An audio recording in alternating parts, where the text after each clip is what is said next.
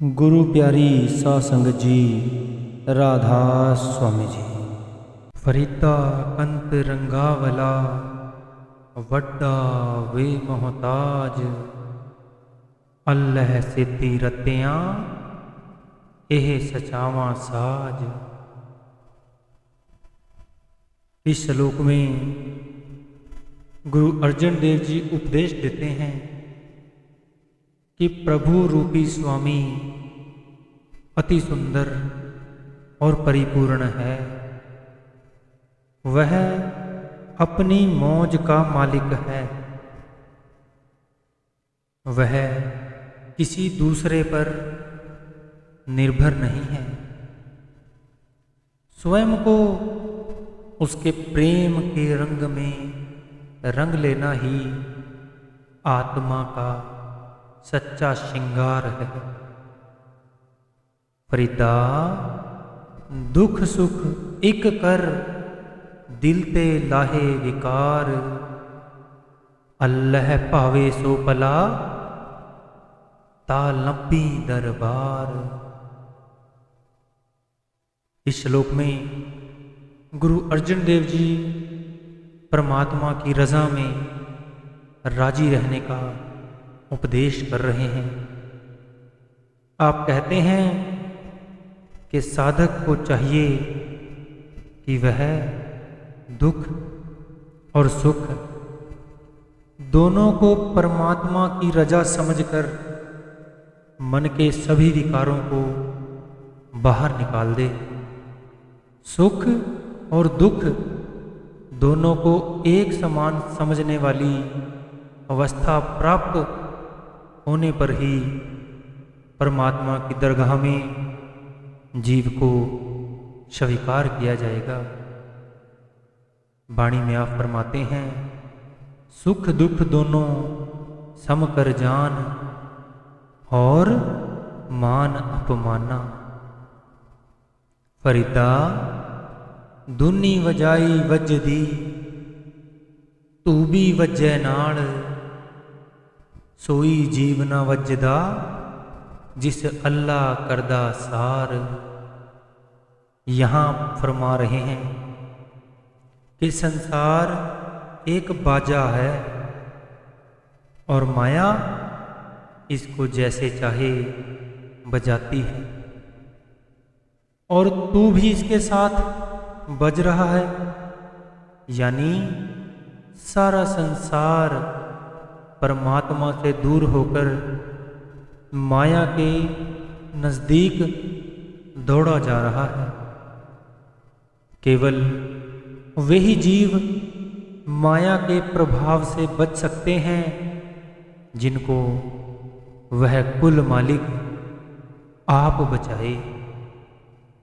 फरीदा दिल रत्ता इक दुनी श्यों, दुनी ना किते कम, मिसल फकीरां गाखड़ी, सो पाइये पूर करम।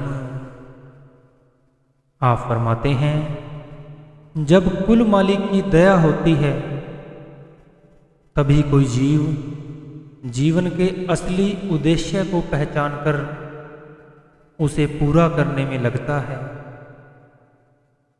इस श्लोक में गुरु साहिब दुनियादारों की वृत्ति को स्पष्ट करते हुए कहते हैं कि दुनियादारों का दिल दुनिया के नाशवान शक्लों और पदार्थों के मोह में रंगा हुआ है।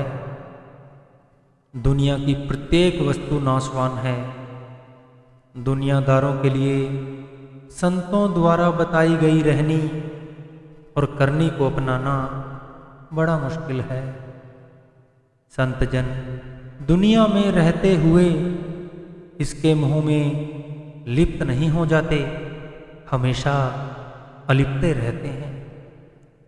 प्रभु भक्ति से ओत पोत फकीरों का जीवन बड़े ऊंचे भाग्य से और उस प्रभु की दया से ही प्राप्त होता है। पहले पहरे फुलड़ा, फल पी पच्छा रात, जो जागे लहण से साईं कन्नो दात। आप फरमाते हैं कि जो साधक रात के पहले पहर भजन सुमरन का अभ्यास करते हैं, उनके भक्ति रूपी पेड़ को फूल आ जाता है। और जो साधक अभ्यास को चौथे पहर यानी अमृत वेले तक जारी रखते हैं, उनकी भक्ति का फूल फल में बदल जाता है। बाबा फरीद समझा रहे हैं कि जो साधक रात को जागकर उस प्रभु की इबादत करता है, उन्हीं को परमात्मा की दया का लाभ मिलता है। परमात्मा की बंदगी जब भी की जाए लाभप्रद है, परंतु रात के अंतिम पहर यानी प्रभात के समय की गई भक्ति बहुत लाभ देती है। जो लोग उस समय अपनी लीव अंदर नाम के साथ जोड़ते हैं, कुल मालिक उनको अपनी रहमत से माला माल कर देता है। पिछले पहर जाग कर जपे न गुरमत नाम, मुंह फाड़े सोवत रहे ताको लागे पाप। दाती साहिब संधियां क्या चले तिस नाल, एक जाग दे ना लहन एक ना सुतियां दे उठाल।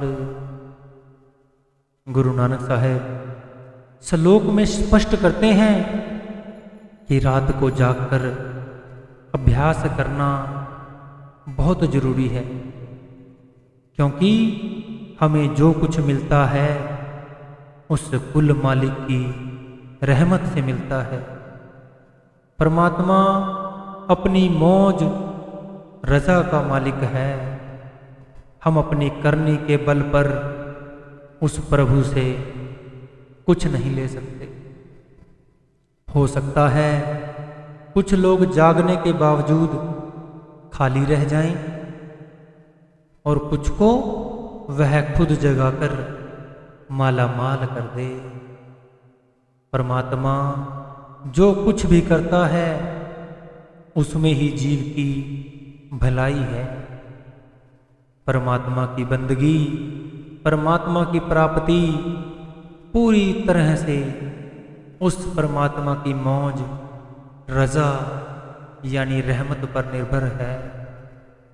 गुरु साहिब समझाते हैं कि अपनी ओर से ज़्यादा प्रयत्न करते हुए नम्रता और भरोसे के साथ मालिक का पल्ला कसकर पकड़ रखना चाहिए, क्योंकि परमात्मा में सफलता का आदि अंत मध्य सब परमात्मा की रहमत पर ही निर्भर है। टूंडेंदियां सुहाग को तोतन काई कोर, जिन्ना नाव सुहागणी तिन्ना चाक ना होर। बाबा फरीद यहाँ जीवात्मा को प्रेरणा दे रहे हैं कि सुहाग की, उस पति की, उस परमेश्वर की तलाश में जुट जाओ। यदि तुम्हारा अभी तक अपने सुहाग से मिलाप नहीं हुआ तो समझ लो कि तुम्हारे प्रेम में कोई कसर है। तुम बाहर से प्रभु की चाहत का दावा कर रही हो, परंतु तुम्हारे अंदर वास्तव में कोई और चाहत छिपी है।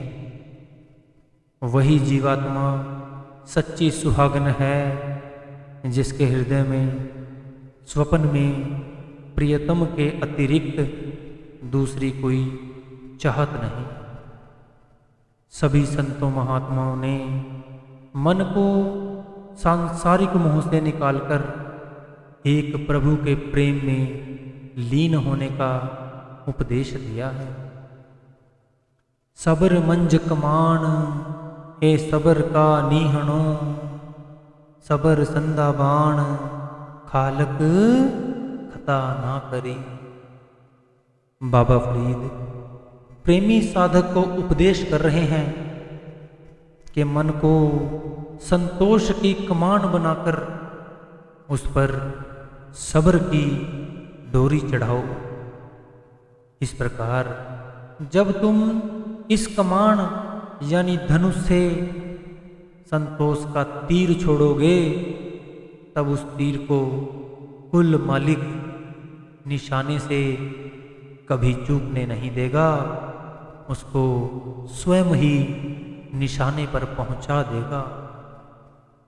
सबर अंदर सावरी तन एवें जा लेहें, होण नजीक खुदाए दे पेत न किसे दें।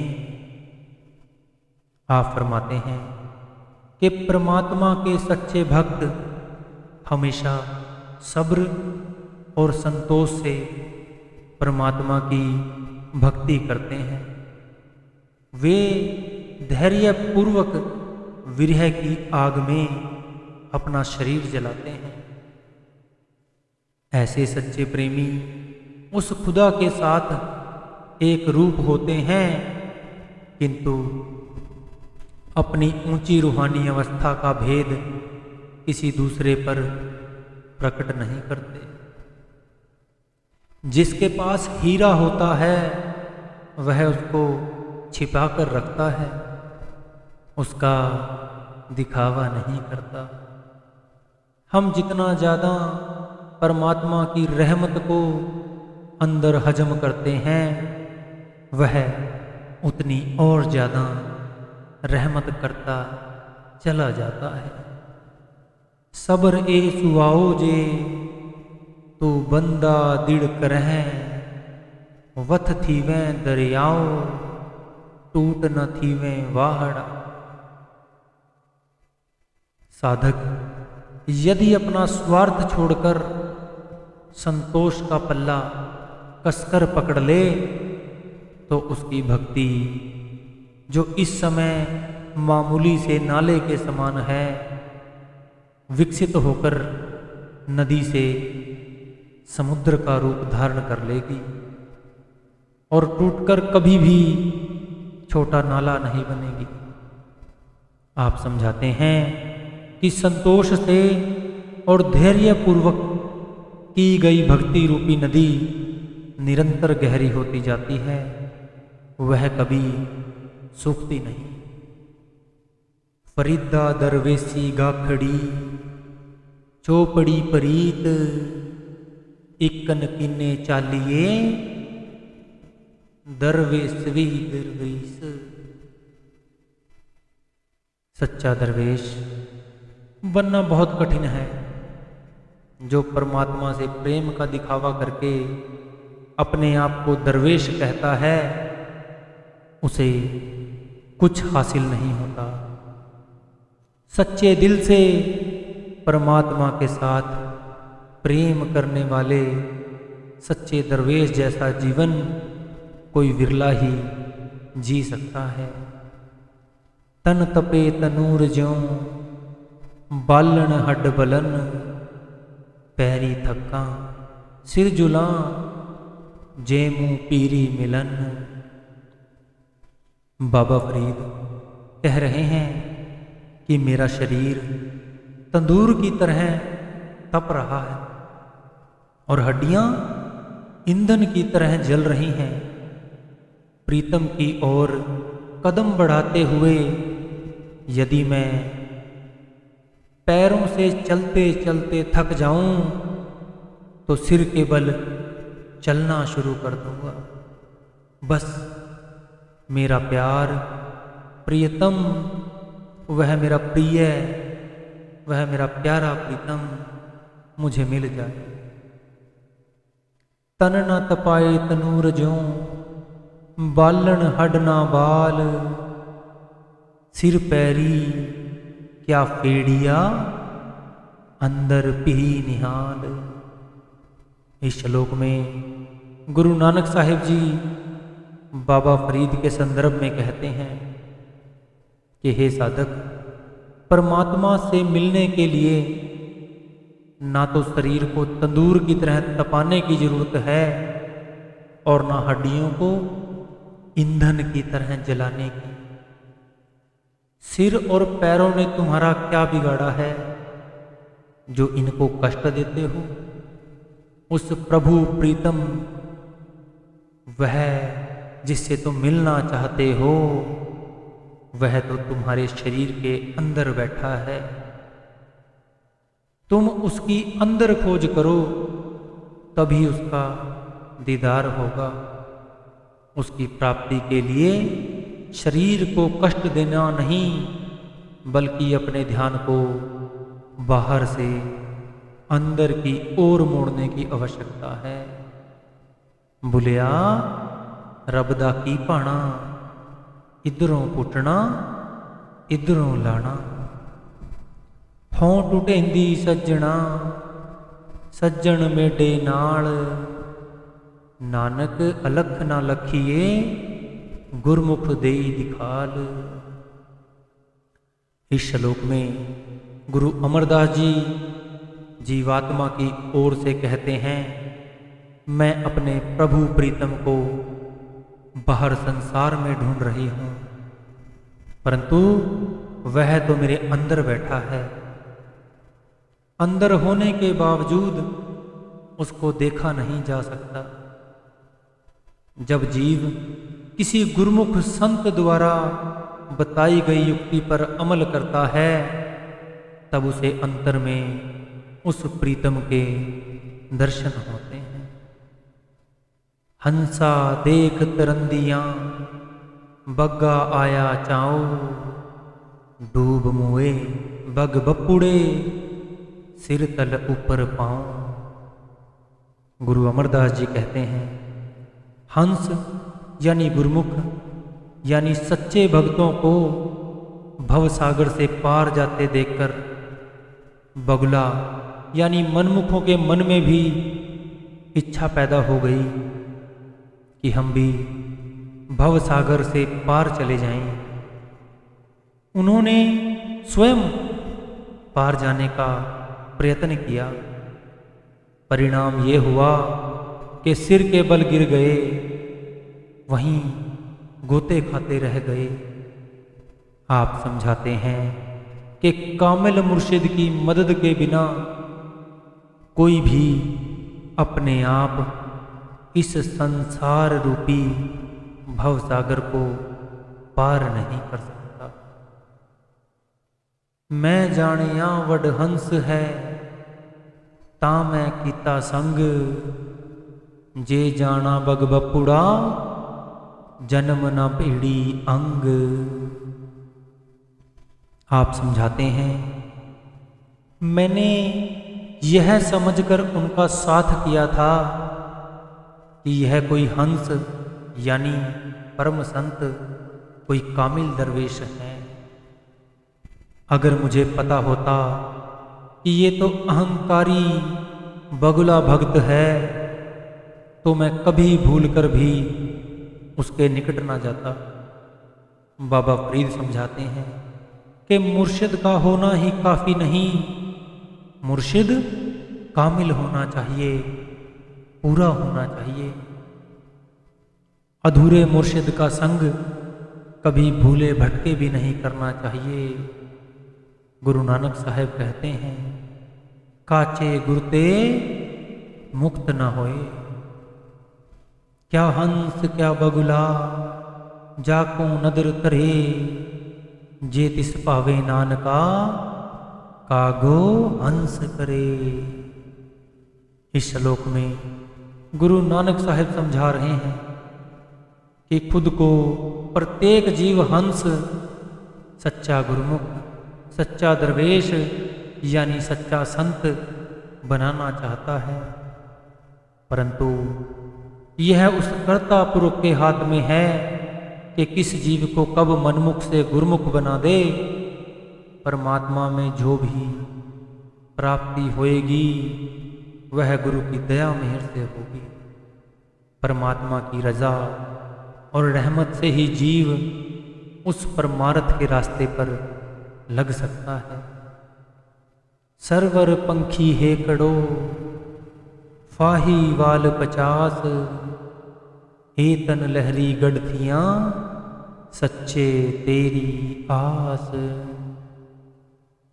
आप फरमा रहे हैं, संसार रूपी सरोवर में अकेला निर्बल जीव बुरी तरह काल, मन, माया अनेक विरोधी शक्तियों के घेरे में है।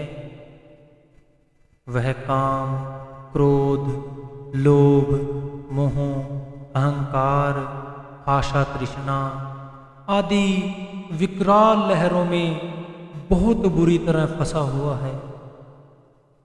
निराशा से भरी इस अवस्था में जीव आशा कर सकता है तो केवल उस रहमान रहीम खुदा की रहमत की, उस पूर्ण मुर्शद की रहमत की।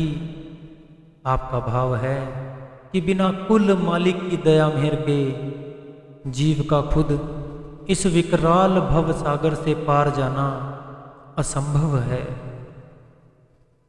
कवन सो अखर कवन गुण, कवन सो मणिया मंत, कवन सो वेसो हों करी, जित वस आवे कंत। इस श्लोक में जीवात्मा प्रश्न करती है कि वह कौन सी भाषा, कौन से गुण, कौन सा मंत्र और कौन सा वेश है जिससे मेरा प्रभु रूपी पति मेरे वश में आ जाए। निवण सो अखर खवण गुण, जिह्बा मणिया मंत, एतरे पहने वेश कर, तावस आवी कंत। बाबा फरीद ऊपर कहे गए श्लोक का प्रश्न का उत्तर दे रहे हैं कि हे प्यारी जीवात्मा, वह भाषा नम्रता है, वह गुण सहनशीलता है, वह मंत्र मीठी बोली है। इन तीनों से बना पहरावा वह वेश है जिसको धारण करने से परमात्मा रूपी प्रीतम को वश में किया जा सकता है। आपने कोई विशेष पहरावा, वेश, शरीयत, कर्मकांड अपनाने के लिए नहीं कहा, बल्कि मन में नम्रता, सहनशीलता और मिठास का उपदेश दिया है। कर्मकांड का असली उद्देश्य जीव को अपने अंदर परमार्थी गुण विकसित करने में सहायता देना है। मत होदी होए इयाणा, ताण होदे होए निताणा, अणहुंदे आप वंडाए, को ऐसा भगत सदाए। इस श्लोक में आप साधक को कुछ और गुणों को बढ़ाने के लिए उपदेश कर रहे हैं। को ऐसा भगत सदाए। परमात्मा का सच्चा भक्त वही कहलाता है जो पूर्ण ज्ञानी होने के बावजूद बच्चों की तरह जीवन बिताए, सहज रहे, अपार रूहानी शक्ति का मालिक होते हुए भी वह कभी शक्ति का दिखावा ना करे। गरीबी और तंगी में भी हमेशा दाता बनकर रहे, उस मालिक का शुक्र करे। इक फिक्का ना गालाए, सबना में सच्चा तनी, हियाओ न के ही ठाए, मानक सब अमोल वे। यह बात हमेशा याद रखनी चाहिए कि वह सच्चा मालिक हर एक के अंदर है। इसलिए ना तो किसी को कड़वा वचन बोलो और ना ही किसी का दिल दुखाओ। सभी लोग, सभी के दिल हीरे मोतियों की तरह अमूल्य है, क्योंकि घट घट में हर जू बसे, संतन कहो पुकार, वाणी का फरमान है। सबना मन मानिक ठाहण मूल चंगावा, जे तो प्रियादि सिख हियाऊं ना ठाहे कहींदा।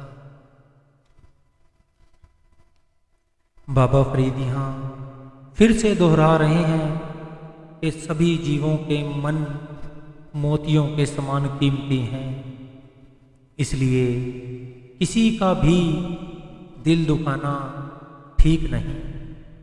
यदि तुम्हारे दिल में उस प्यारे प्रभु से मिलने की तड़प है तो कभी भी किसी का दिल ना दुखाओ।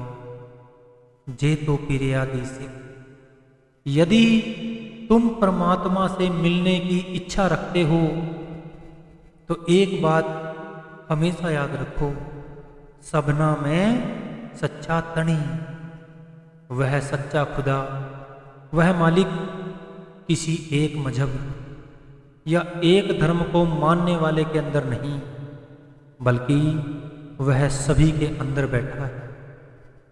केवल मनुष्य में ही नहीं, वह पशु पक्षियों में, जलचर थलचर समस्त भूमंडल में, प्रत्येक वनस्पति में समाया हुआ है, कण कण में समाया हुआ है। मानक सब अमूल्य, सबना मन मानिक, यानी सभी के मन बहुत अनमोल हैं, मोतियों से भी ज़्यादा कीमती हैं। किसी विशेष धर्म के नहीं, बल्कि संसार के सभी धर्मों के लोग उस परमात्मा के प्रेम के हकदार हैं। उससे मिलाप की तड़प हम सब के अंदर है, परंतु हमें अभी रास्ता नहीं मिला। जिन्हें रास्ता मिल गया है वे कुल मालिक के द्वारा भेजे गए किसी पूर्ण गुरु की राह में चले गए, उनसे भेद लेकर भजन सुमिरन में लग गए और प्रेम की राह पर चलकर उस प्रभु से मिलने के काबिल हो गए। यह तो घर है प्रेम का, खाला का घर नहीं, कि भाई यह प्यार प्रेम का घर है, तुम्हारी मौसी का घर नहीं कि जब दिल करे आ जाओ, जब दिल कर चले जाओ। उस प्रभु, उस प्रीतम प्यारे का प्रेम हर समय जीव के अंदर होना चाहिए। जी राधा स्वामी जी।